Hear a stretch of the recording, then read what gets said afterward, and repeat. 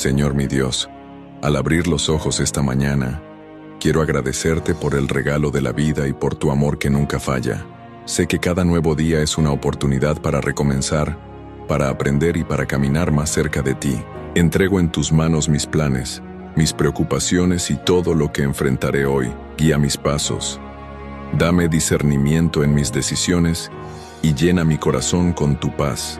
Que no me desanime ante los desafíos, sino que confíe en que tú tienes el control de todas las cosas. Cúbreme con tu sangre, Señor, y guarda mi casa, mi familia y a todas las personas que amo.